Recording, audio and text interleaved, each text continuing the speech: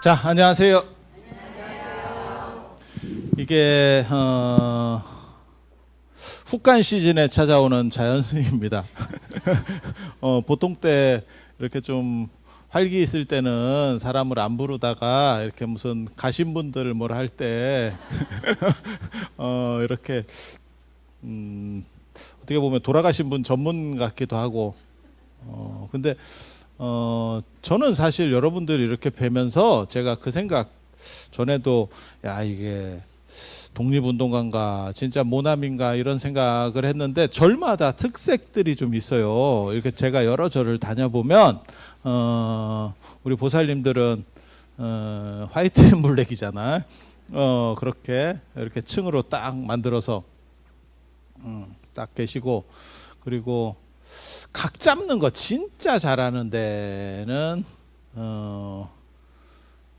회색 막 입고 이렇게 딱 각 잡는 거, 저 통도사 강조 스님 그 인해 스님 절에 바람일 선언 거기 가도 그렇게, 거기는 막 줄을 막 맞춰 가지고 막 뭐 하는 것처럼 사람 몇 명 대도 않더만 뭐 이렇게 줄만 맞추니까 사람 겁나 많은 것처럼 또 보이고, 제일 어떻게 보면 엄격해 보이고 막 이러한 데는 어디 있냐면 저 수불큰 스님 하시는 안국선언, 거기는 진짜 노보살님들이 표정도 안 바뀌어, 그냥 그대로 있어. 그래서 내가 처음 갔을 때 뭘 느꼈냐면 안도다다오의 그 시멘트 건물 같은 느낌. 이렇게 블럭으로 이렇게 사람들이 다 있는데 섬뜩합니다. 그래서 저는 개인적으로 사실은 자유로운 걸 좋아해요. 자유롭고 혼란스럽고 정신산만한 거. 방금 우리 회주 스님한테 가서 또 손목에 뭘 주렁주렁 달고 댕기냐 이렇게 큰 스님들의 여러 번 말씀을 들었습니다. 문자도 들어오고 고마해라 이렇게 쉽게 그만하지 않습니다. 혼란스러운 거.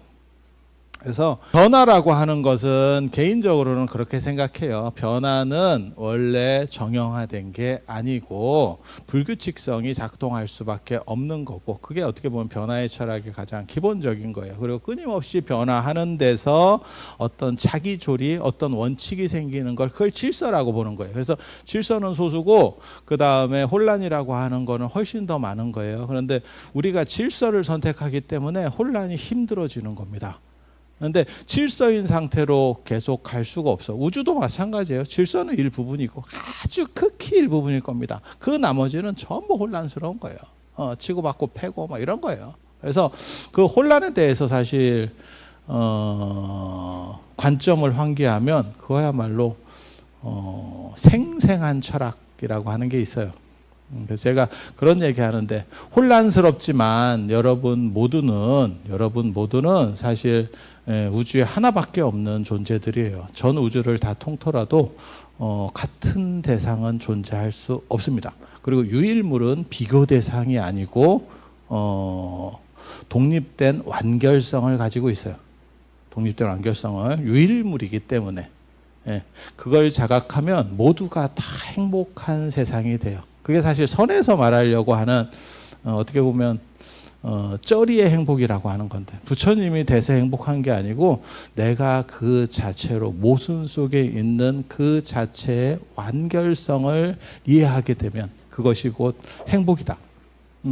유일물은 고통스러울 것도 없고, 그 다음에 비교 대상 자체가 아니기 때문에 뭔가 이렇게 떨어진다라고 하는 생각 자체가 성립되지 않아요.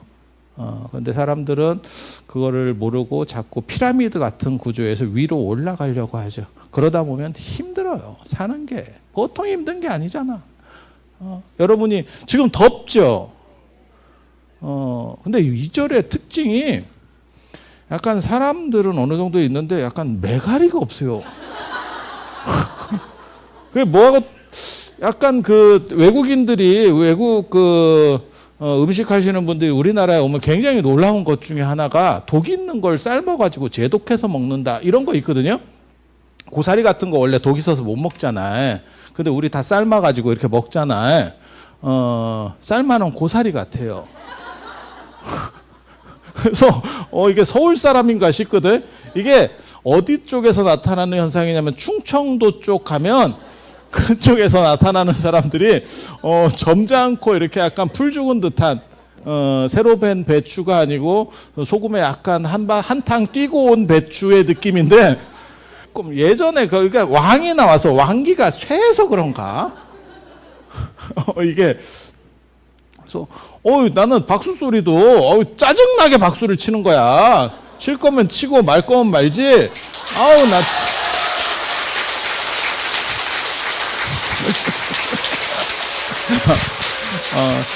내가 유도한 거 아니다. 여러분이 자발적으로 하신 거예요. 그래서 개인적으로는 조금 자유롭게 움직였으면 좋겠어요. 절이 정형화된 바둑판 같은 게 절인가에 대한 생각은 개인적으로 합니다. 그래서 살아있는 것은 무엇이냐? 그것은 그때그때마다 변화하는 생생한 거, 활발한 거, 그리고 변화는 잠시도 멈추지 않는 게 변화예요. 그래서 하늘의 움직임은 잠시도 쉬지 않는다. 그리고 제가 그 구절 굉장히 좋아합니다. 그 주역에 나오는 구절인데 천행권 군자의 자강불식이라고 하늘의 움직임은 잠시도 쉬지 않기 때문에 군자는 그것을 본받아서 언제나 쉼없이 노력한다. 노력이라는 게 때론 옳을 수도 있고 때론 그를 수도 있어요. 잘못된 결과를 낳을 수도 있어요. 하지만 모든 노력은 그 자체로 존중받아야 마땅하다라는 생각을 합니다. 그리고 그렇게 되면 그게 객관적인 쪽으로 가면 화엄 철학이 되고 주관성으로 가면 나의 행복과 관련된 미학적 판단, 그게 선이 돼요. 기회 되면 이런 얘기를 좀 해주면 좋은데 언제나 시간이 이게 추모 기간에만 부르고 시간은 언제나 짧어. 이게 나중에 기회가 저는 몰랐었어요. 제가 어저께 일본에서 왔는데 제가 김웅천 선생님하고 한 방을 썼거든요. 김웅천 선생님 아세요?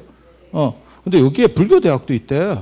그런 건 한 번도 안 부르더라고. 나 그래서 불교대학 있는지도 몰랐다고. 그런 거를 부르면 사람이 좀 길게 얘기할 건데 이게 법문 시간은 짧을 수밖에 없는 게 이게 큰 스님들한테 맞춰져 있어요. 큰 스님들 오래 하시면 힘드셔요. 누가? 여러분들이. 이런 게 잘못하다가 또 욕 바가지로 먹을 수도 있는데 인생이 다 그런 거예요. 그래서 여러분들이 가지고 계시는 이러한 모든 가치들을 평등으로 놓고 그 다음에 내가 가진 것에 대한 소중함 그리고 그것은 비교 대상이 아니라는 생각을 언제나 하세요. 그리고 위를 보고 달리기 시작하면 너무너무 힘들어져요. 그래서 나를 보고 달릴 수 있는, 달리지 말라는 뜻은 아닙니다. 달리는 것은 정당하지만 그것의 목적이 내가 돼야지 대상이 되면 그것은 언제나 그런 걸 보고 불교에서는 갈애라고 합니다. 갈애. 그러니까는 채워지지 않는 목마름. 무엇을 채웠을 때 만족하는 게 아니고 채웠을 때 허전함을 느끼게 되는 현상들이 있어요. 그러니까 내가 목적을 했어. 그래서 힘들게 거기까지 올라갔어. 딱 들어가 보면 가장 대표적인 게 결혼이죠. 채워지고 나서 아 이런 거구나. 이런 엄마 말씀 잘 들을 걸. 이라는 생각이 드는. 그래서 그런 거 있는 거고. 그리고 오늘 지금 말씀드릴 주제는 여기가 이제 수륙제 도량이기도 하고 상원사도 수륙사였는데 그래서 어저께 그런 얘기를 상원사 얘기를 했었는데 수륙사였었고 수륙제 도량이었고 여기도 그래서 수륙제 학교가 얼마 전에 통화할 때까지는 오늘 뭐 입학식 한다더니 다음 주로 늦춰졌다고 그 얘기 이제 그만해도 된다고 이렇게 근데 굉장히 중요한 거예요. 국가적으로 왜 수륙제를 지내려고 하는지. 그러니까 수륙제와 관련해서 한 가지만 말씀드리면 꼭 물 있는 데서 하는 거 아니다. 사람들이 자꾸 수륙제라 하니까 어디 바닷가나 큰 하천에서 하는 줄 알아. 수륙사가 그런 데인 줄 알아. 근데 그런 게 아니고 원한을 푸는 거예요. 모든 원한을 풀어주는, 그리고 원한이 풀려야 국가가 잘 되고 그 다음에 개인도 화평해진대. 행복해진대. 그런 얘기를 조금 해드릴 거예요. 그런데 그에 앞서서 지금 이제 이번에 백중 이제잖아요. 저도 그거 알아요. 월정사도 오늘 이제 하는데 제가 빼먹고 왔거든. 네, 그래서 백중 기간인데 이제 되게 재밌는 걸 말씀드리면 사람은 연결돼 있을까? 예전에 그런 아바타 영화 보면 그 나비족들은 서로 지그들끼리 약간의 이렇게 연결성이 있잖아요. 그렇지 않아요? 사람은 독립돼 있을까? 연결돼 있을까? 어떻게 생각하셔요? 연결돼 있다라고 생각하는 게 사실은 동아시아 관점이거든요. 그래서 동기는 상응을 하는 거고 동기 간에는 서로 통하는 거고, 그래서 가장 대표적인 게 부모님이 꿈자리가 안 좋으면 자식들한테 전화해가지고 내가 이러이러한 꿈을 꿨는데 네가 좀 조심해 줬으면 좋겠어, 이렇게 얘기하면 아무리 젊은 자식이라도 어느 정도 나이를 먹으면 그걸 약간 귀담아 듣는 척을 하죠. 막 귀담아 듣지는 않는데 아예 어렸을 때는 뭔 쓸데없는 소리 하고 있어 이렇게 되는 거고, 조금 지나고 나면 그거를 꼭 믿어서가 아니고 그 부모님의 간절함이 전달되는 거죠. 그렇게라도 해서 나를 조금이라도 안 좋은 거가 생기지 않도록 하는 그런 거 있지 않아요? 네. 그리고 또 다른 게 뭐가 있냐면 태몽입니다. 태몽을 사실 새로운 생명이 내 몸 안으로 딱 들어오면 내 생각이나 몸이 좀 바뀔 것 같아. 몸만 바뀌는 게 아니고 생각도 좀 바뀔 것 같아. 그렇지 않을까? 그게 일신이영의 상태거든요. 한 몸에 영혼이 두 개가 들어와 있는 상태야. 그러면 그 간섭 효과가 좀 일어나지 않을까? 그 간섭 효과 중에서 가장 대표적으로 불교에 기록된 경우는 사리불하고 그 다음에 구마라즈입니다. 그때는 이 양반들이 너무 세갖고 엄마가 오히려 자식한테 말려 들어갔어요. 그래서 애를 임신을 하니까 엄마가 천재가 됐대. 뭔가 포스가 강렬하지. 그래서 제가 결국은 나중에 애 낳고 나서 평범한 사람으로 되돌아왔다, 이게 되거든. 그래서 내가 뭐라고 그랬냐면 낳지 말고 참았어야지.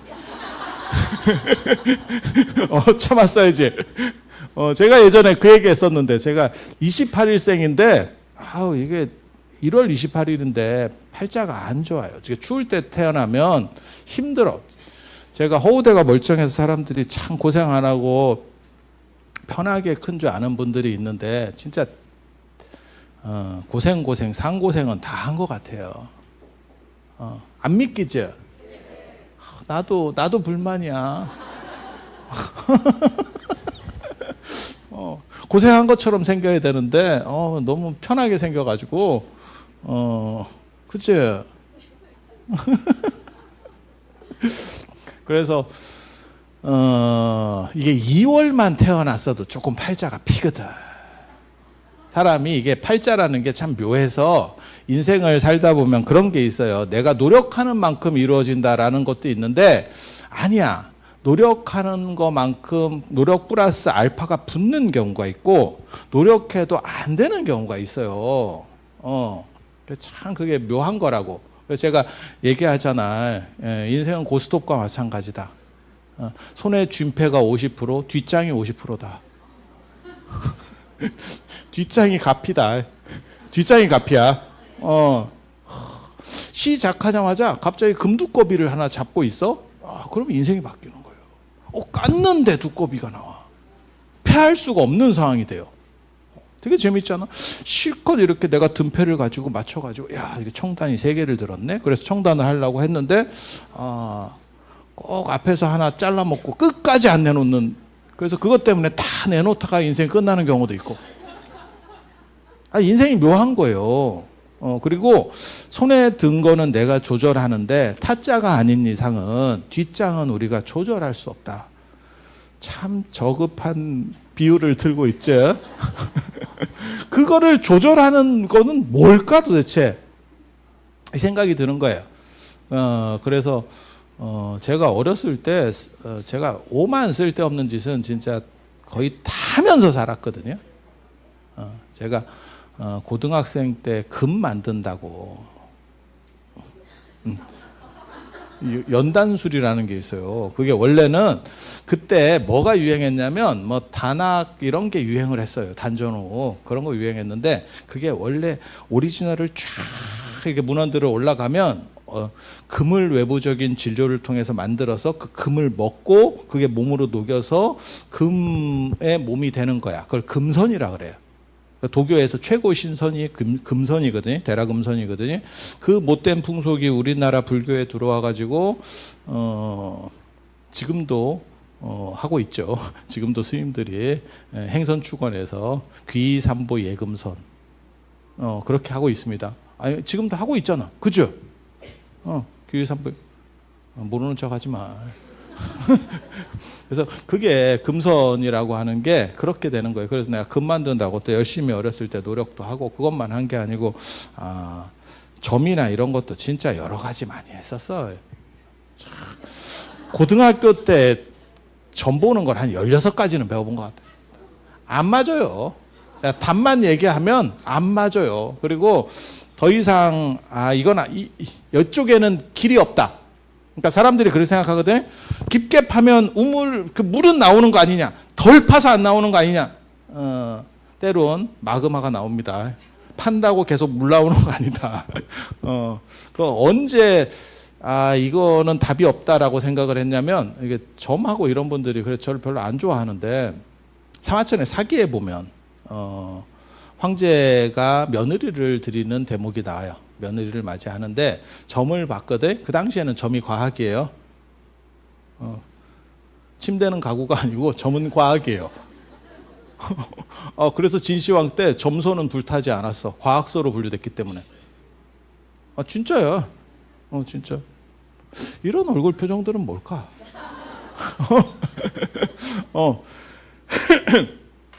그때 진시황 때 분소경유할 때 이렇게 책을 다 태우는데 그게 철학적인 거나 그게 사상 통제 정책이거든요. 그렇지만 과학하고 의료, 그러니까 의술, 농업, 생산과 관련된 것들, 기술과 관련된 것들은 태우지 않았어요. 그걸 마지막 어떻게 보면 끝장을 냈었던 건 황후가 함양공을 함락시킬 때 그때 사건들이 벌어져요. 그리고 진시황 같은 경우는 그것도 다 없애긴 없앴지만 기본 자료들은 전부 다 저장을 해놨어요. 우리 종자은행 만들듯이. 그러니까 아주 생각이 없었던 사람은 아니에요. 근데 그거를 황후가 끝냈습니다. 황후가. 그래서 그 한나라 때도 점은 과학이었습니다. 그래서 며느리를 맞이할 때 이제 이게 재밌는 거거든. 새로운 기운이 들어오는 거예요. 마치 임신했을 때 애가 뱃속에 들어와서 두 몸이 되는 것처럼 가족이라고 하는 어떤 기운의 흐름 속에 외부인이 들어오는 거예요. 기운이 다른 사람이. 그게 조화될 거냐 안 될 거냐. 야, 그거 조화 안 되면 진짜 피곤하지. 누군가는 맞춰야지. 그리고 동아시아 결혼 같은 경우는 지금 우리나라가 결혼이 힘든 이유 중에 하나도 그건데 그 사람한테만 맞추면 되는 게 아니고 집안끼리 맞춰야 돼. 이게 더럽게 피곤해요. 잘 모르는 분까지 애경사를 가야 돼, 갑자기. 힘들죠? 그게 결혼을 안 하는 이유 중에 하나예요. 스트레스 받기 싫다는 거예요. 그래서 그렇게 이제 며느리를 맞을 때 점을 치라고 그랬는데 각 점쟁이마다 점괘가 달라. 음양으로 치는 사람이 있고 그 다음에 주역으로 보는 사람이 있고 오행으로 보는 사람이 다 룰이 다르니까 다 다른 거예요. 그랬는데 되게 재밌는 얘기를 해. 이런 거는 이런 며느리 볼 때는 오행으로 보는 사람께 취하는 게 맞으니까 오행 쪽으로 봐서 문제가 없으니까 통과. 이런 식으로 하거든요. 그 얘기는 뭐냐? 저희들끼리도 룰이 안 맞는다는 뜻이에요. 하나의 단일 룰이 아니구나. 그리고 지금 점쟁이는 제가 그런 얘기 하는데 예전 글씨 잘 쓰시는 분이나 예전 점 잘 보시는 분을 지금 사람들은 따라갈 수가 없어요. 이유가 뭐냐? 글씨만 가지고 한번 봐봐. 글씨를 서예 인구가 예전에는 굉장히 많았었잖아요. 지금은 붓글씨 쓰는 사람이 별로 없잖아요. 근데 그렇게 서예를 잘하는 사람이 황제명을 받으면 그 정성이 미친 듯이 들어가요. 아버님한테 오다 받았다고 그런 정성이 들어가는 게 아니에요. 왕조 국가에서. 아마 유일하게 가능한 나라는 북한이지 싶어. 북한의 주석께서 명령을 하시면 그런 정성이 들어가 싶어. 그러니까 최고로 가장 서예 인구가 많을 때 최고로 글씨 잘 쓰는 사람이 황제에게 부탁을 받아서 글을 쓴다. 야, 그 글을 능가하기가 어려워요. 현대에도 그런 기술을 능가할 그런 장인 정신이 나오겠어요? 점도 마찬가지예요, 사실. 수요가 많을 때 지금보다 예전에 수요가 훨씬 많지 않았을까? 그렇게? 그래서 그때도 그렇게 뒤죽박죽이었는데 그리고 주자가 쓴 서법 주역 전이대전 서법 그 주자하고 정의천이 쓴 거기에도 뭐라고 나오냐면 같은 점은 두 번 치지 않는다. 우리 또 제가 주역학회 회장님한테 주역을 배웠잖아. 또 같은 점은 두 번 치지 않는다. 점신이 노하기 때문에. 근데 사실은 우리 선생님이 뭐라고 말씀하셨냐면 두 번 치면 같은 게 안 나온다. 같은 게 안 나온다. 이거 랜덤이 작동하는 거기 때문에 같은 게가 나올 수 없다. 그래서 이렇게 써놓은 거다. 이렇게 정직하신 분입니다. 그분은 주역학회 회장이라도 학회 쪽에 계셨던 어른이라서 대학 교수여서 그래요. 근데 일반 점 보시는 분들은 거기에 맹신해. 막 뭐나 되는 것처럼. 왜? 그게 밥그릇이잖아. 교수는 그건 알바죠. 월급은 이쪽에서 나오고 이건 알바죠. 이렇게 해서 그래서 이게 굉장히 재미있는 거예요. 그러니까 사람들이 개인적으로 만약에 이렇게 독립돼 있다라고 하면 서로 영향을 안 받아야 돼. 그러니까 며느리가 들어오든 사위가 들어오든 큰 문제는 없어야 돼. 그게 어떻게 보면 서구식 관점이에요. 서구식 관점. 그래서 개인주의적인 생각. 그래서 지금 우리나라도 그런 식으로 많이 갔죠. 그래서 재산도 결혼할 때 재산도 대충 정리를 해서 나중에 헤어질 때는 네 재산 내 재산이 어느 정도 나뉘게. 아니면 결혼해서도 자기 월급을 자기가 관리하는 경우들도 있어요. 되게 재밌습니다. 그래서 서로 선물해줘. 서로 선물해줘. 아니 그런 경우들도 있어. 근데 그게 동아시아 전통 문화에서는 굉장히 이질적인 겁니다. 동아시아에서는 그냥 결혼하면 다 섞이는 거고 가족은 다 섞이는 거예요. 그래서 저희 어렸을 때 되게 재밌는 현상이 우리나라가 다 거지같이 살았었잖아. 저는 뭐 여러분들보다 훨씬 편 세대인데 여러분들 굉장히 힘들 때 사셨었잖아. 그러면 그때는 방 한 칸에 진짜 막 오골오골 이렇게 살던 시절들이 있었잖아요. 그럼 네 거 내 거는 당연히 없어요. 네 거 내 거는 당연히 없어요. 그리고 나중에 이제 한 70년대 말 80년대가 되면서 형편이 피고 각각 개인의 방들이 생기기 시작했어. 그때 부모가 자식 방문을 벌컥 여는 사건들이 벌어져요. 그 벌컥을 열었을 때 자식은 노크를 하라고 요구를 했고 부모는 부모 자식 간에 뭔 노크냐 라는 게 있었어요. 그 논점이 한 번 있었어. 그러다가 이제 자식이 문을 짱구기 시작하면 노크해야죠. 들어갈 수가 없는데 뭐. 이거 굉장히 재밌는 겁니다. 지금도 아마 부부 간에도 그게 가능할 거야. 뭐가 있냐면 부부니까 핸드폰 비밀번호를 네가 나한테 가르쳐 줘야 되는 거 아니야? 부부래도 야 그거는 그거 아니냐? 아니 이게 성립될 수 있는 얘기라니까? 성립될 수 있는 얘기라니까? 근데 동아시아는 그냥 뭉뚱그려서 하나예요. 그래서 부모님이 어느 정도 이상 연세가 많이 드시면 자식에게 상속을 하고 부모님은 그 자식에게 어떻게 보면 의지해서 사는 거죠. 그래서 그런 거 있잖아. 여자는 이런 얘기를 해도 되는가 모르겠다. 지금 여자분 많은데 어렸을 때는 아버지에게 의지하고 뭐 커서는 남편에게 의지하고 나이 들어서는 아들에게 의지해라. 뭐 이런 쓸데없는 소리. 전 근대적 그런 얘기들 있잖아. 그죠? 한 번씩 들어보셨잖아. 그런 식으로 하는 게 전체를 어떻게 보면 하나에 연결됐다라는 생각으로 판단을 하고 있어서 그래요. 그런데 기독교 문화는, 기독교나 이슬람은 신이 인간의 영혼을 하나씩 주는 겁니다. 그러니까 너네는 같은 팀으로 뭉쳐 있지만 마치 직장의 어떤 부서와 비슷한 거야. 그러니까 그것은 단독 유닛이에요. 하나하나가 분리되어 있는 거야. 그게 개인주의입니다. 우리는 집단이 뭉쳐 있다라고 생각을 하는 거고, 그래서 태몽도 꿔줄 수 있는 거야. 내 애 꿈을, 내 손자의 꿈을 내가 꿔주는 거죠. 그게 어디까지 가능한지는 사실 저도 되게 재밌어요. 왜냐하면 피가 통하는 사람끼리, 그게 이제 존존친친이라고, 친친존존이라고, 혈통, 피가 얼마나 같이 섞였느냐가 촌수 개념이거든요. 촌수. 그래서 부부는 무촌이잖아. 피가 없으니까. 그래서 부부는 언제든지 바꿀 수 있다. 갈아 낄 수 있다. 아니, 유교적 생각이야. 내 생각 아니야. 오해하지 마. 갈아 낄 수 있다. 그건 부품이다. 이렇게 생각을 하는 거고, 그 다음에 1촌은 이게 피의 농도예요. 1촌, 2촌, 3촌 계산해봐. 그냥 피의 농도예요. 몇 프로를 우리가 같으냐로 묶이는 거예요. 이게 지금. 그리고 그런 사람들은 서로 그 피가 같듯이 서로 통하는 에너지가 있대. 그러니까 내 딸 태몽을 엄마가 꿔줄 수도 있어. 근데 간혹 가다가는 며느리 걸 꿔줬어요도 나와. 그게 가능한가? 난 그 생각은 사실 들거든요. 그런데 동아시아에서는 기본적으로는 태몽이 내가 안 꿔도, 그러니까 자기도 뭔가 변화는 있을 것 같은데, 그러니까 구마라집이나 안 그러면 사리불처럼 애가 딱 임신이 됐을 때 이게 워낙 에너지가 강하니까 엄마가 바뀌어. 그렇게까지는 아니더라도 좀 바뀌지 않을까? 다른 생명이 내 몸 안으로 들어오면 회충이 있어도 구역질이 나잖아. 뭔가 좀 바뀌지 않을까? 근데 자기가 그걸 느낄 것 같아. 몰라, 내가 안 해봐서 잘은 모르겠는데 뭔가 좀 느껴지지 않아요?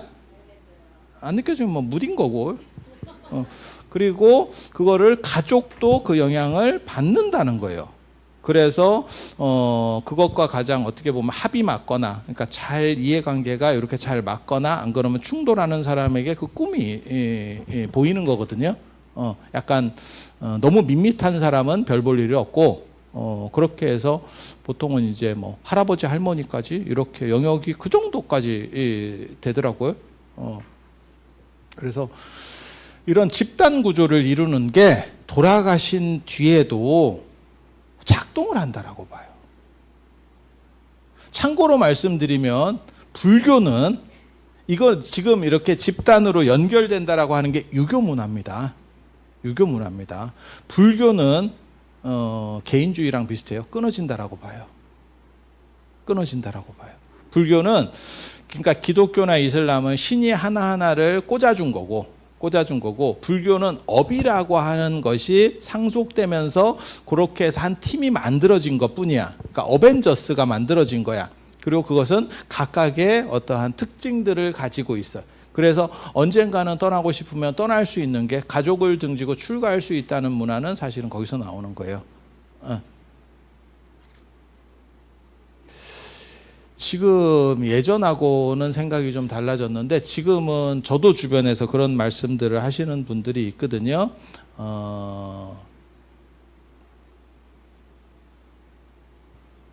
결혼을 안 해서 걱정인 부분들도 요즘은 되게 많이 있는데, 결혼을 하더라도 부모가 탐탁치 않은 거야. 왠지 나는 탐탁치 않아. 그런데 예전 같으면 탐탁치 않다라고 대놓고 얘기를 할 건데, 한두 번 이렇게 언지를 줬는데 얘가 밀어붙이는 거야. 그때 이제 어떻게 해야 될 거냐를 저한테 물어보는 경우도 있어요. 내가 모르지. 내가 알겠어. 왜 나한테 그런 걸 물어보는지 잘 모르겠는데, 그런데 예전에는 부모님이 하지 말라고 하면 그 하지 말라고 하는 어떻게 보면 가장 극렬한 멘트가 두 가지입니다. 내 눈에 흙이 들어가기 전에는 안 된다. 그건 뭐냐면 관뚜껑을 덮고 흙을 뿌리는 걸 상정하는 거예요. 그러니까 내가 죽기 전에는 안 된다. 하나는 그러면 내 자식이 아니다. 호적을 팔아. 그 진짜 한두 번씩은 들어보신 옛날 멘트. 요즘은 그런 경우가 별로 없죠. 그리고 지금은 시절이 바뀌어서 예전에는 그렇게 말씀을 어른이 하시면 실제로 멈추는 경우가 대부분이었습니다. 여러분 세대 같으면 뭐 택도 없죠. 그냥 스톱이죠. 그러고 보면 인간 세상이라는 게 진짜 재밌어요. 그렇게 간을 보고 맞춰보고 살아도 깨지는 거는 지금 더 깨지고, 예전에는 그냥 한 두어 번 보고 결혼하신 분도 여기 있을걸? 그래도 안 깨지고 잘 살아. 그러니까 맞춘다고 뭘 꼭 해결되는 것 같진 않아. 이게 진짜 랜덤 박스 같아요. 그리고 요즘은 너무 맞춰서 안 되는 것 같기도 하고. 그런데 지금은 부모님이 왜 저한테 그걸 물어보시냐면, 당신도 아마 제가 전문가가 아니라는 걸 인지하고 있을 거예요. 근데 답답해서 물어보시는 거예요. 그 이유는 지금은 내가 마음에 안 든다고 그거를 대놓고 자식에게 말할 수 없어. 대놓고 자식에게 말했다가 자식이 끝까지 밀어붙이면 그걸 어떻게 처리할 거야? 분위기만 쎄해지면서 이제 문제가 터지거든요. 근데 여기서 중요한 게 있습니다. 뭐가 있냐면, 부모님이 나를 내가 데려갔는데 아니라고 했을 때 내가 수용하는 거는 집단의식이 더 강한 거예요. 집단의식이 강한 거예요. 그리고 지금 같은 경우는 개인의식이 더 강한 거예요. 어차피 내가 살 건데 부모님이 살아주실 것도 아니잖아요. 야, 그것도 말이 돼. 예. 그런 상황에서 내가 올바르다고 선택하고 내가 책임을 질 건데, 내가 한두 살도 아니고, 그리고 예전같이 무슨 뭐 철없이 결혼하는 상황도 아니고 30이 넘었는데 이게 내가 책임지면 되는 거 아니에요? 라고 얘기했을 때 할 말도 없어. 그 얘기는 뭐냐? 집단주의적인 구조에서 개인주의적인 구조로 바뀌었다라는 걸 알 수 있는 거예요. 그리고 지금은 부모님도 눈치를 봐. 그러니까 해주기는 싫은데 저한테 와서 그 얘기를 했을 때는 대부분 99%는 해주기 싫은 거야. 그러면 저는 뭐라고 대답하는지 아세요? 함부로 나서지 마세요. 가족 간에도 너무 골이 깊으면 회복되지 못합니다.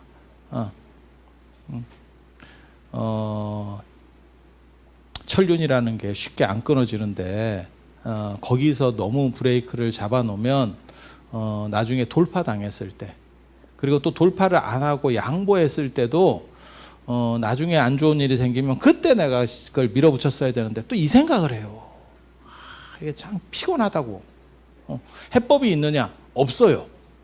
그리고 사람은 잃은 것에 대한 어떻게 보면 아쉬움이 더 커. 그때 내가 그랬으면, 안산 땅하고 비슷하지.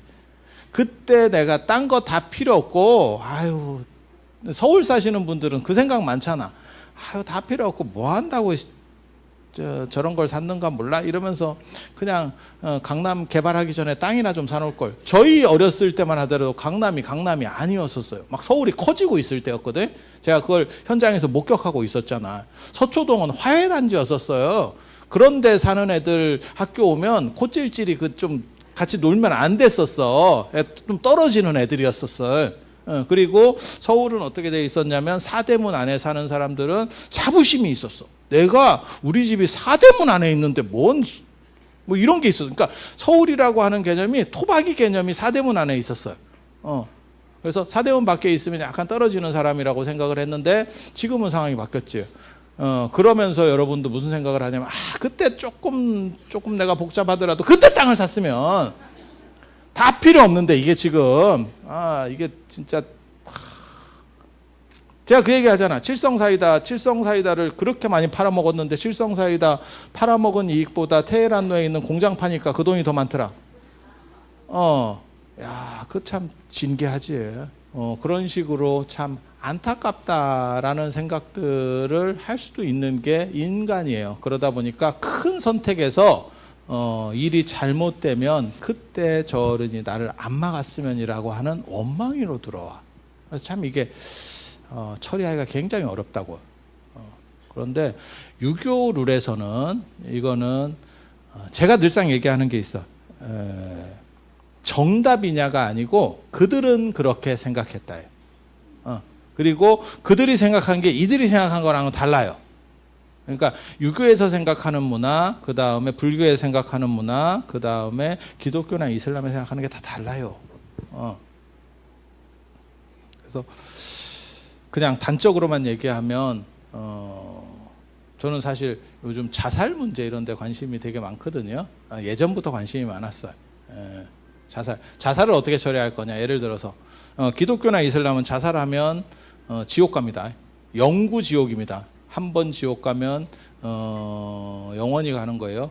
이유는 뭐냐? 신이 부여해 준 건데, 생명을 부여했는데 네가 스스로 끊었기 때문에. 그러니까 뭐하고 똑같은 거냐면 은행원에게 돈을 맡겼더니 지가 알아서 쓴 거야. 지 용도로. 횡령이죠. 그렇게 하기 때문에 지옥에 간다라고 얘기하는 거예요. 불교는 사실 자살이 별 문제가 없어요. 왜냐하면 그거는 내 업에 의해서 내가 만든 내 거예요. 그래서 자살에 대한 관점이 서로 약간 달라. 서로 약간 달라. 그게 종교 문화들이 각각 생각하는 것들이거든요. 유교에서는 자살하면 그거는 대역죄입니다. 부모를 계승하고 있는데, 그래서 예전에 그런 자살을 하면 진짜 그거는 부모님 입장에서는 당연히 억장이 무너지는 일이기도 하지만 굉장한 불효로 동시에, 그러니까 문화권마다 다른 거예요.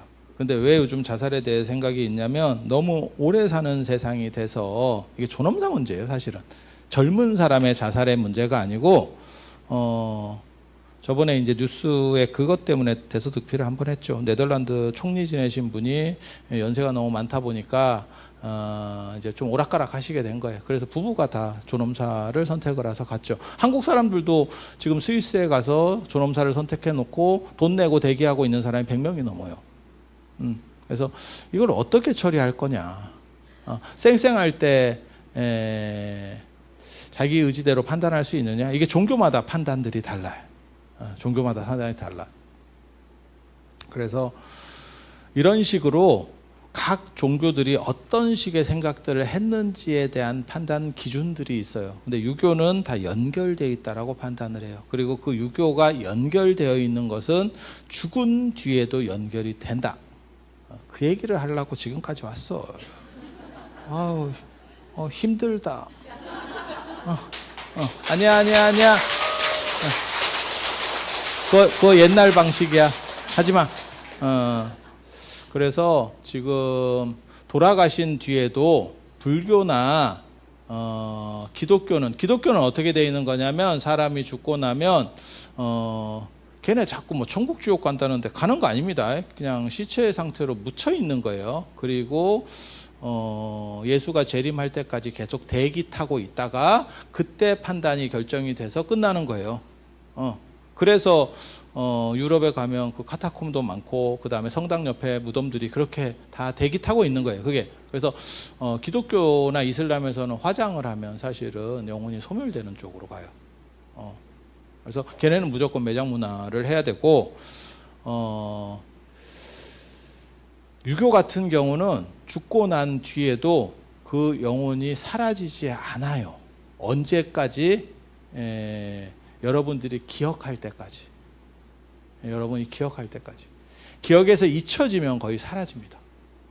다른 사후세계가 없습니다. 유교의 문화권에는 사후세계가 없습니다. 그래서 눈에 안 보이게 이 세상에 같이 존재한다라고 생각을 해요. 단지 형질이 약간 성글어서 마치 구름 같은 거예요. 그래서 우리 주변으로 통과가 되는 거죠. 그리고 우리가 잘 인식을 못한대. 아니, 그들은 그렇게 얘기하는 거예요. 그들은 그렇게 얘기하는 거예요.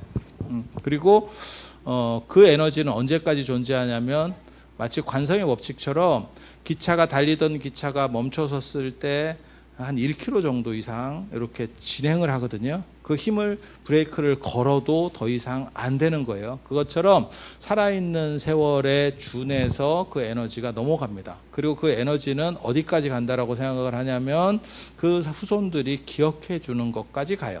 그래서 그게 4대 봉사까지 대부분 얘기를 하거든요. 그러니까는 증조부, 고조부까지 5대 이렇게 얘기는 안 합니다. 불교는 되게 재밌게 7대를 얘기합니다. 불교는 7대조를 얘기합니다. 그거는 인도 문화에서는 네 혈통이 인도 귀족 문화에서 네 혈통이 얼마나 청정한가를 증명할 때 나를 포함한 7대를 변증해야 되기 때문에 그래요. 내 위로, 그러니까 내 위로 6대가 순혈이어야, 그러니까 거기에 차피가 안 섞여야, 그래야 내 정당성이 강조된다. 내 유지된다라는 생각이 있어서 인도 문화에서는 7대를 강조하는 거고, 그래서 부처님도 조상이 7대까지 나오는 거고, 그 다음에 불교 안에서도 비바시불, 시기불, 비사불, 구르손불, 구나모니불, 가섭불, 석가모니불 해서 7대가 나오는 거예요. 그렇게. 그런데 동아시아는 기억해 주는 사람, 고조 정도까지 볼 수 있어요. 진짜 열심히 일찍 결혼하시면 장소는 고조 정도까지 볼 수 있어요. 그래서 기억해야 되는 이유 중에 하나는 뭐냐면 유교에서는 사진을 안 쓰고, 그러니까 초상화를 안 쓰고 위패를 쓰죠. 그러니까 글씨만 있기 때문에 기억하는 사람이 있어야 감흥할 수 있어요. 그리고 같은 피만 감흥이 돼요. 그러니까 피가 통하는 사람이 아니면 그 혼을 부를 수 없어요. 그래서 우리 주변에 있는 거예요. 그리고 우리 주변에 있기 때문에 이 양반이 배고플 거라고 생각하는 거예요. 그래서 밥을 줘. 되게 재밌는 거예요. 돌아가신 분에게 밥을 준다는 게 우리가 익숙해서 문제의식을 못 느끼는 거지. 야, 죽은 사람이 밥 먹냐? 서양 사람들이 보면 되게 재밌을 거예요. 이게 뭐 하는 짓인가? 그리고 결정적으로 재밌는 거, 어느 시점이 되면 자기가 이렇게 절하던 후손이 밥 먹는 역할을 대신합니다. 그래서 숟가락을 자기가 떠놓습니다. 자기가 절하. 자기가 떠놓고 자기가 또 절을 해. 1인 2역을 해. 1인 2역을. 옆에 사람이 할 수 있느냐? 그거 하면 안 됩니다. 제주가 해야 되는 거예요. 왜? 피가 통하는 사람이. 피가 통하는 사람. 예전에는 제가 그런 얘기도 해드렸는데, 예전에는 후손 중에서 가장 닮은 애를 제상에 안 쳤다니까요. 그걸 시동이라 그래요. 그러면 진짜 리얼하게, 자, 지금 먹어. 그럼 걔가 먹어. 먹어. 그렇게 했었어요. 원래 제사가 예전에 공자 때도 그랬어요. 그래서 공자 죽고 났을 때도 뭐라고 얘기가 있냐면, 제자들이 공자하고 닮은 제자 중에 한 명을 세워서 우리가 쟤를 모시면 어떠냐, 이 논점이 벌어져요. 그랬더니 야, 우리 선생님을 대신할 분은 없다, 이런 반론이 제기되면서 결국 무너졌다고. 그러니까 공자 때도 그런 문화가 있구나 라는 걸. 그래서 혈통과 연결해서 여기밖에 존재하지 않기 때문에 그 돌아가신 분의 집을 지어드리는 게 사실은 저 위패입니다. 그래서 위패는 원래, 제가 눈이 나빠서 정확하게 지금 잘 안 보이는데, 저 밑에 조금 큰 거 이렇게 보시면 저게 집 모양이에요. 기와집 모양. 기와집 모양.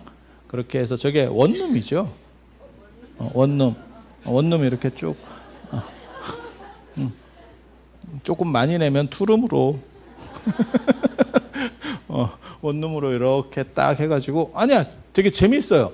살아있는 사람에게 똑같이 해준다고 생각하시면 돼. 그래서 처음 돌아가시면 3년 동안은 밥을 떠놓고 곡을 합니다. 근데 난 그거 곡하는 건 내가 별론데, 내가 죽은 입장이면 야, 밥 떠주는 거는 그렇다 치고, 그건 습관 때문에 먹는 거예요. 그거는 내가 먹어야 돼서 먹는 게 아니고 습관 때문에 먹는 거예요. 그거 있잖아요. 여러분들 팔 잘리면 잘린 팔이 가렵다, 이런 거 들어보셨어요? 그것도 어떻게 보면 저는 그렇게 생각하거든요. 사실은 팔이 이렇게 급격하게 잘리면 그게 이제 의학적으로는 다르게 생각해요. 근데 저는 어떻게 생각하냐면, 영혼은 이 팔 상태로 있는 거야. 그래서 여기서 감각이 남아 있는 거야, 아직. 그리고 이게 좀 오래돼서 내가 팔이 잘렸다라는 걸 계속 인지를 하면 이렇게 작아져. 작아져. 그리고 죽고 나서는 어떤 일이 벌어지냐면 팔 없는 귀신으로 나와. 지가 팔이 없다고 생각해. 이게 고정관념인데 되게 재밌어요. 그래서 그런 귀신들의 팔을 회복시켜주는 방법, 너 죽었어를 반복적으로 가르쳐주면 팔이 회복돼. 되게 늙어서 돌아가시면 늙은 모습으로 나와요. 되게 재밌어. 그냥 젊게 해도 될 건데 굳이 리즈 시절로 돌아가세요. 저렇게 집에 모셔놓고, 저건 영혼의 집이에요. 잘 나가는 분들은 사당이 따로 있는 거고, 그러니까 생활하는 공간 안에 그 옆에 사당을 모셔놓고 있는 거고, 그리고 이제 형편이 좀 어려우신 분들은 집을 놨다가 만들었다가 가설했다가 없앴다가를 반복하는 거예요. 아니 그렇게 산 사람도 살 집이 없는데 야 돌아가신 분 집이 어딨냐 이렇게 되는 경우도 있는 거고. 그래서 처음에 3년 동안은 음식을 공급한다라고 하는 게 그분이 습관이 남아있기 때문에 거기에 준해서 맞춰주는 겁니다. 맞춰드리는 거예요. 그 얘기 있는데 여러분들 이런 얘기 들어보셨어요? 저도 그런 거를 옆에서 보면서 참 그런 생각을 하거든요. 제가 꼰대라서 그럴 수도 있어요. 제가 놀랍게도 거의 맨 마지막 서당 출신일 거예요. 저희 조부님이 서당 훈장이었었기 때문에 보통 부모님이 돌아가시면 보통 뭐라고 얘기하냐면 그 일이 내 뜻에 안 맞더라도 3년은 한다. 그 3년은 언제나 만 3년 아닙니다. 햇수 3년입니다. 3년상 이러면 햇수 3년입니다. 3일장 하면 날로 3일인 거야. 만 아니에요, 절대. 이 문화가 있기 때문에 우리는 태어날 때 한 살을 먹고 나오는 거야. 이게 다 동일 룰이거든. 그런데 지금은 이제 좀 헷갈리게 됐죠. 그 동일 룰로 다 안 쳐주니까. 이게 룰들이 있어요. 그렇게 해서 3년 동안은 그 부모가 하시던 일을 내가 마음에 안 들더라도 그냥 유지시키고 바꾼다. 이게 유교 룰이에요. 우리 부모님이 약간 이상한 행동을 해놨어. 그냥 내가 볼 때는 그분은 그게 맞다라고 생각했는데 그래도 3년 동안은 고치지 않는다라고 하는 게 기본 룰이에요. 왜? 그때까지는 이분의 에너지가 강하게 남아있다라고 보기 때문에. 근데 요즘은 그냥 획획 바꾸는 경우들이 있어요. 그래서 야 그거는 조금 저 어른을 생각하면 저렇게 하면 안 될 것 같은데, 근데 말하면 꼰대가 돼. 말하면 꼰대가 돼. 그래서 제사 같은 경우도 어떻게 합쳐야 돼요? 이런 거 물어보시는 분 되게 많거든요. 근데 저는 특별하지 않으면 3년까지는 해드리고 움직이시면 좋을 것 같아요. 보통 그렇게 말씀을 드려요. 왜? 크게 힘들지만 않으면. 그래서 3년 동안은 음식을 드리고 그 다음부터는 이제 그쪽 세계에 적응하는 거야. 내가 팔이 잘리면 처음에는 팔이 있어서 팔에 대한 감각이라든지 이런 게 눈 뜨고 있을 때는 그 감각이 잘 안 느껴질 수 있는데 꿈속에서는 팔이 그대로 존재합니다. 그리고 요게 영혼이 이렇게 수축돼 들어가면 언제 완료가 된다라고 보시면 되냐면 꿈속에서도 내가 외파리로 나오면 내 고정관념이 다 바뀌었구나. 형태가 바뀌었구나. 이렇게 생각하시면 돼요.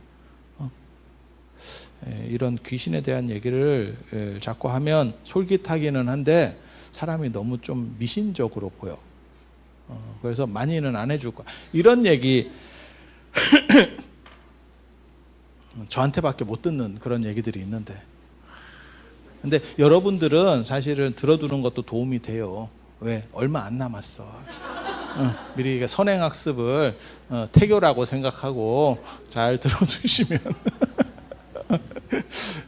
그렇게 해서 저 집 안에 이렇게 들어가 있는 거고 제가 그 얘기 하는데 진짜 FM으로 만들어진 위패에는 위아래 구멍이 뚫려 있다. 그게 영혼이 출입하는 통로예요. 그리고 저기에만 구멍이 뚫린 게 아니고 원래는 스님들 가사도 FM으로 만든 가사에는 구멍이 뚫려 있어요. 그 통문불이라고 해서 한쪽 끝에서 한쪽 끝으로 콩이나 팥이 이렇게 지나가도록 되어 있어요. 미로같이. 예. 그리고 예전에 신라 범종을 보면 위아래가 뚫려 있어요.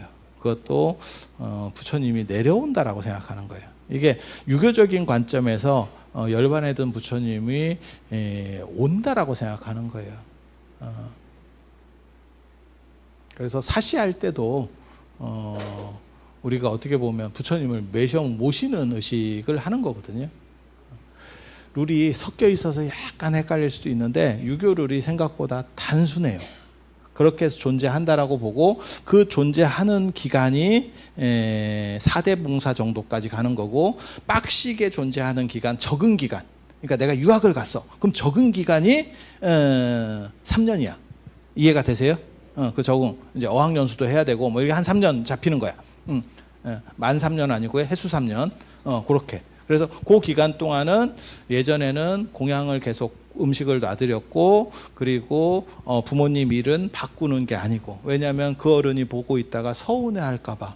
저는 그게 타당하냐를 떠나서 그런 마음은 굉장히 귀하다고 생각해요. 그건 자식의 어떻게 보면 도리라고 생각을 하거든요. 합리적이라도 불편을 감수하면서라도 어른의 말을 따라주려고 하는 게 어떻게 보면 자식된 자의 기본 도리고 효의 근본이다라는 생각을 해요.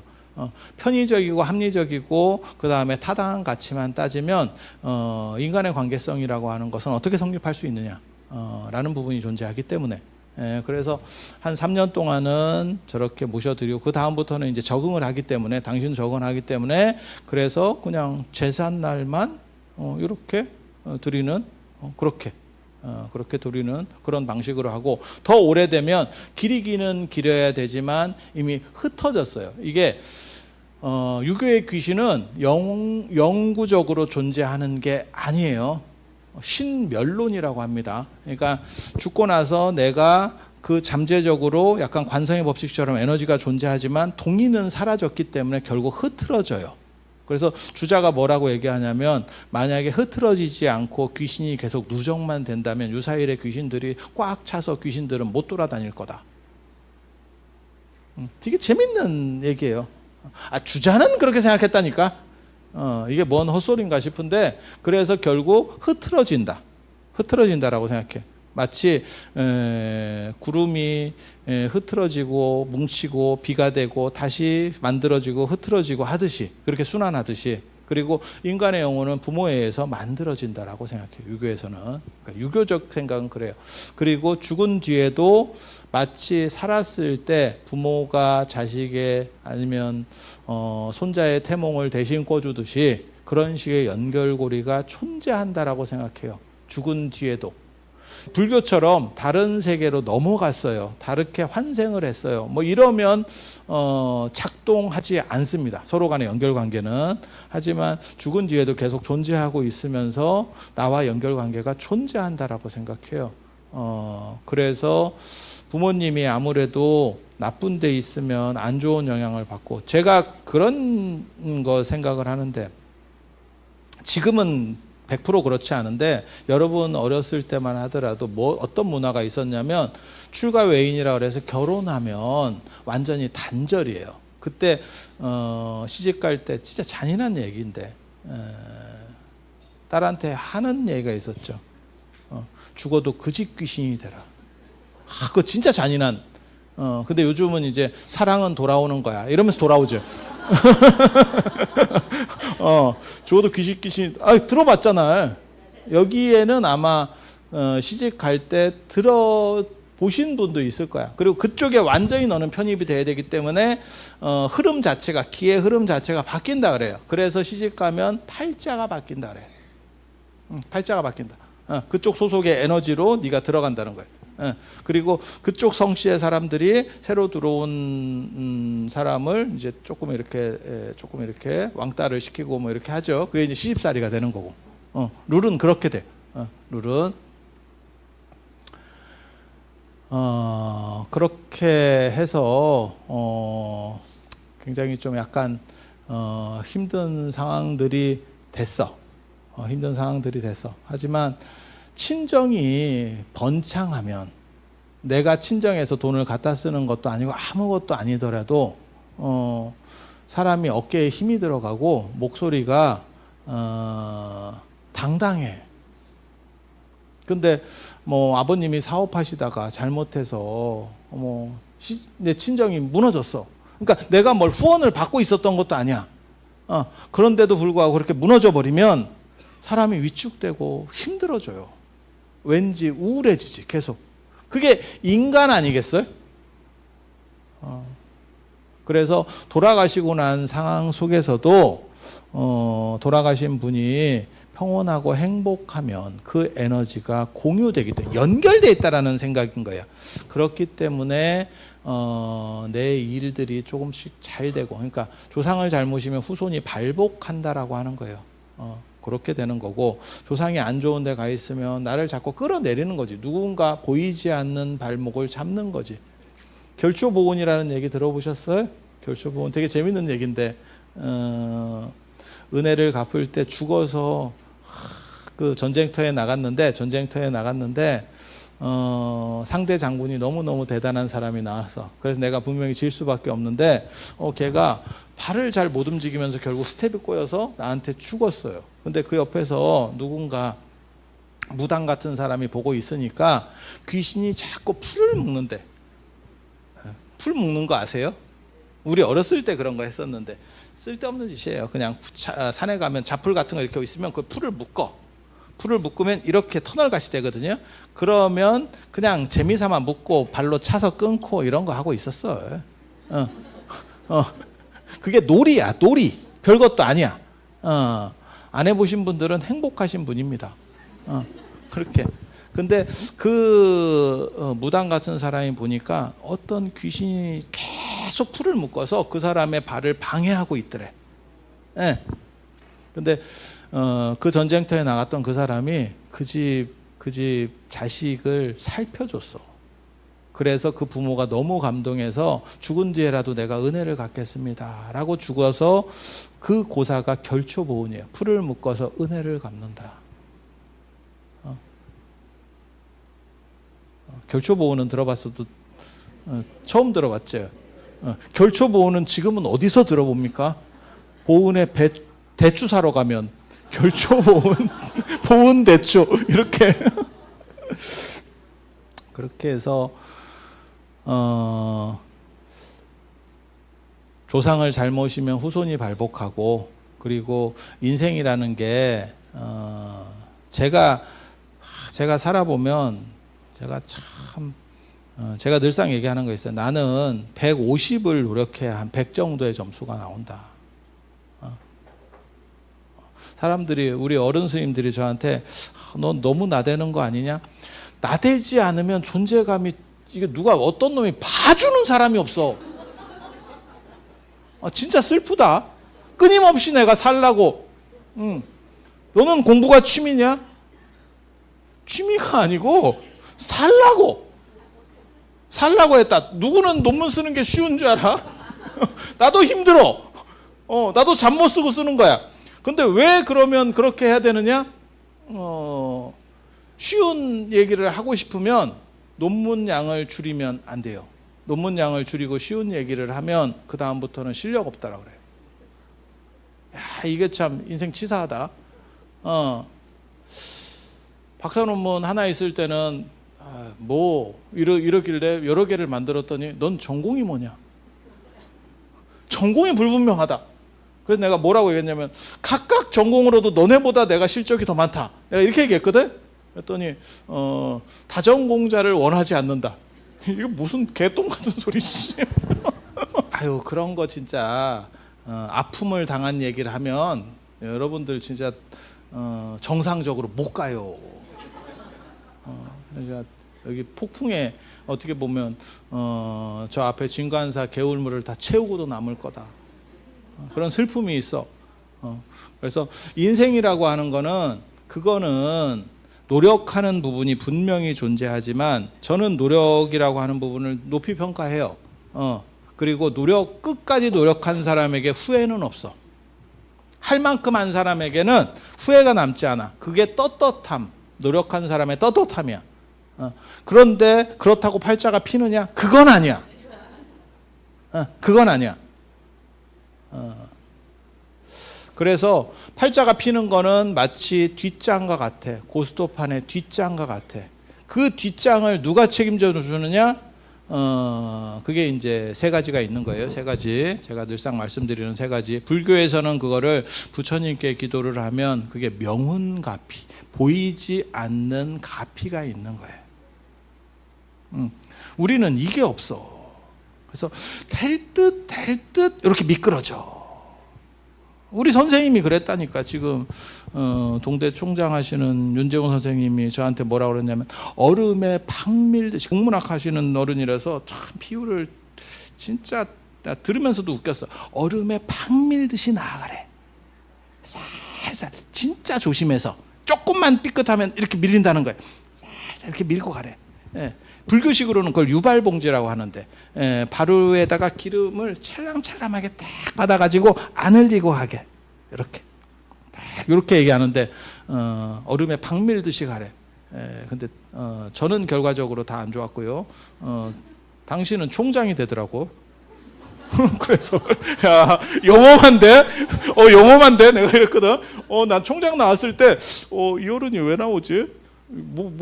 아무 이랬는데 보고 있을까봐 내가 차마 말을 못했는데 제 지도 교수님이라 제가 이렇게 아는데 왜 나오셨지? 야, 이게 인생인가? 이게 인생인가? 이게 뒷장이구나. 이게 뒷장이구나. 우리는 앞장만 신경 썼는데 뒷장. 그게 불교식으로는 명운가피. 그게 있으면 인생이 편해요. 분기점에서 이걸 선택하거나 이걸 선택하나 진짜 차이 없을 때 이게 선택되는, 왜 그거 있잖아. 통밥 딱 이렇게 시험 문제 하다가 이게 아리까리 둘 중에 하나. 이때 지금 이제 신기 만렙을 딱 올려갖고 했는데 신기는 개뿔 이렇게 되는 경우가 있고, 그게 기가 막히게 들어가. 내가 이 신기를 진짜 엄청나게 느꼈을 때는, 이런 얘기 해봐야 분위기 안 좋을 것 같은데, 예전에 그 지뢰찾기 게임 할 때 언제 한 번은 반드시 이게 애매한 상황에 봉착해. 큰 판을 하면, 죄송합니다 여러분, 지뢰찾기 안 해보셨을 것 같은데 그래서 그런 게 있고, 조상과 관련해서 유교에서는 뭐라고 얘기하냐면, 조상의 음덕이라 그러는 거예요. 음덕. 그래서 음덕이 있으면 그게 이제 양보가 생긴다. 그래서 이게 집단적인 의식이에요. 집단적인 의식. 그래서 주역에 보면 그것도 굉장히 재밌는 말이에요. 적선지가 필요여경이고, 그 주역 개사전에 나오는 말인데, 적악지가 필요여왕이라고. 선을 쌓은 집에는 분명히 남은 경사가 있고, 악을 쌓은 집에는 남은 재앙이 있다. 되게 재밌는 게, 개인인데 이건 개인주의가 아니고 집단주의를 표현하는 문화예요. 그 발언입니다. 그래서 조상을 잘 모시면 그 은덕이 후손에게 질이 잘 풀리는 걸로. 그러니까 음덕이 양보의 결과를 가지고 오고, 그리고 그렇게 못했을 경우에는 이제 문제가 좀 생길 수도 있다. 그게 꼭 그렇게까지 중요하냐? 그렇게까지 중요하지 않지만, 그 사지선다형에서 두 개는 아닌 거 분명하고, 둘 중에 하나, 이거 꽂아야 될까 저거 꽂아야 될까 막 머리 쓰고 있을 때, 그때 통밥을 찍었는데 맞느냐 틀리느냐로 합격과 불합격이 결정이 돼요. 그러니까 생각보다 큰 겁니다. 적지만 초격차라고 하는 거예요. 그거 굉장히 중요해요. 그래서 크게 힘들지 않으면 조상을 모시는 것도 문화권적 관습상으로는 굉장히 괜찮을 것 같다라는 생각을 해요. 그리고 여기는 뿐만 아니라 수륙사잖아요. 그러니까 수륙제 천도들 국가에서 지정한 데는 다 나름의 이유가 있습니다. 국가적인 행사를 주관할 때 찌리 한 대 쓰지 않습니다. 나름 다 검토를 하고, 이 절에서 하면 그건 국가 차원에서 굉장히 유리하겠다라는 생각에 판단이 섰을 때 그렇게 하는 거예요. 진짜예요, 진짜. 그거는 당연한 거지. 지금도 국책 사업을 하는데 아무나 선정해서 주진 않잖아. 나름 다 여러 역량들을 보고, 그리고 그때는 뭘 보냐면 이제 터가 어떠냐라는 걸 보죠. 영험한 터냐. 그래서 여기 같은 경우는 어떻게 보면 백중을 하면 가장 좋은 터에 조상들을 천도할 수 있는 아주 좋은 그런 상황이 되는 거예요. 그리고 저는 그 얘기 되게 좋아해요. 부처님 말씀에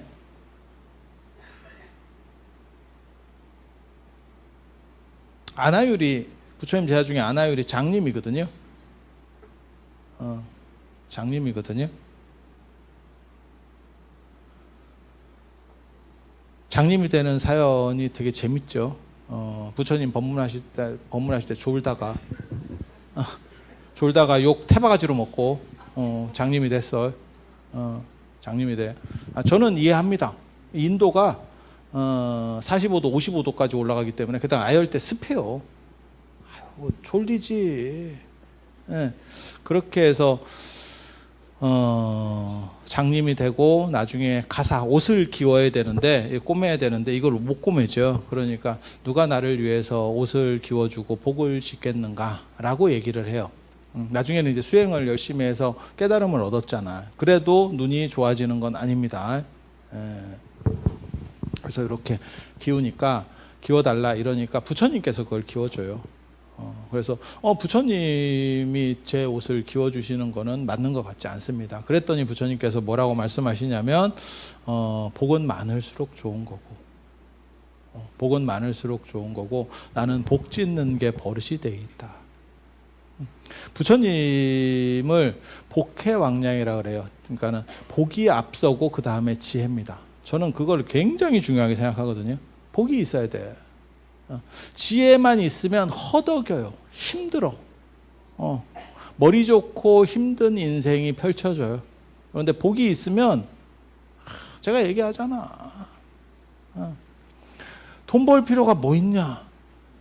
공부 열심히 해서 무슨 시험 볼 필요가 뭐 있냐? 태어나니까 만수른데. 사람 부리면 되지.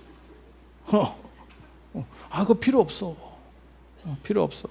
그래서 복이라고 하는 것은 어른을 잘 모셔서 지금 후손이 발복하는 것도 있지만 죽을 때 나를 따라갈 수 있는 것은 그 사람의 복밖에 없대. 저는 그 얘기는 굉장히 좋아하거든요. 그래서 죽을 때 네가 가지고 갈 수 있는 것은 무엇인가? 가족이나 재산은 언젠가는 놓고 갈 수밖에 없는 거고 내가 가지고 갈 수 있는 것, 그것은 내가 쌓아온 고정관념, 습관, 그걸 불교에서는 업이라 그래요. 그래서 제가 그 얘기 하잖아요. 꿈속에서 자식이 바뀌어도 못 알아보고 남편이 바뀌어도 못 알아보지만 그런 상황들도 연출되지만 꿈속이라고 해서 영어 쓰진 않는다. 한국말만 하더라. 라고 하는 거예요. 굉장히 재밌는 거예요. 그래서 내가 가지고 갈 수 있는 것들에 대해서도 투자해라. 그러면 현세적 가치는 다 무가치하냐? 안 그래요. 현세적 가치도 중요하고 내가 가지고 갈 수 있는 거에 투자하는 것도 중요하다. 왜? 사람은 여기서만 계속 살 수도 없고 그렇다고 저쪽에 지금 가는 게 아니기 때문에 이런 걸 보고 뭐라고 얘기하냐면 분산 투자라고 하죠. 포트폴리오를 맞춰서 적절하게 재산을 잘 배분한다라고 하는 거예요. 그리고 그거는 언제 해야 되는 거냐면 젊었을 때는 현세적 가치에 더 집중을 하고 연세가 드시면 후손과 그 다음에 내 자신에 대한 투자를 해야 돼요. 그 복만이 나를 따르면서 나에게 다가오는 모든 안 좋은 일에서 갑옷 같은 역할을 해줍니다. 다른 것들은 언젠가는 다 쓸려갈 것들이고 내가 마지막 떠날 때 내 가족이 배웅을 해줘요. 하지만 그 뒤부터 걸어가는 길에서는 내 복밖에는 내가 의지할 것이 없어.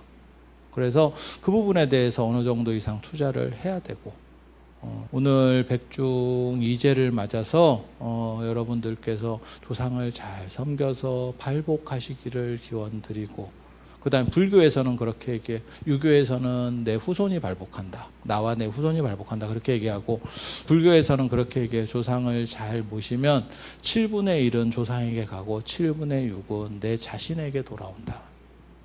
그래서 그 두 가지를 좋은 거는 아울러서 이렇게 계산을 하고 안 좋은 거는 대충 개무시하고 이러면서 인생을 행복하고 보람되게 그리고 여러분들은 이런 좋은 도량에서 우리 스님들 모시고 이렇게 제를 올릴 수 있다는 것도 참 복되다는 생각이 들어요. 그래서 여기같이 떡상하는 기운이 있는 절도 없는 것 같아. 전국에서 제가 진짜 그런 생각이 들어. 여기 우리 스님들 사시듯이만 봉헌사가 해줬으면 야, 조선이 바뀌었다. 근데 참 안타깝게도 우리 비구 스님들이 못하는 거를 우리 비구니 스님들이 이렇게 훌륭하게, 물론 우리 스님들은 얼마나 노동력을 갈아넣고 있겠나 싶은 안타까운 생각이 들기는 하는데, 그게 한국불교의 초석이 되고 그 다음에 신도들의 기쁨이 된다라고 하는 높은 사명감으로 임해주시면 감사하겠다는 말씀 드리면서 오늘 마치도록 하겠습니다. 자, 들어주셔서 감사합니다.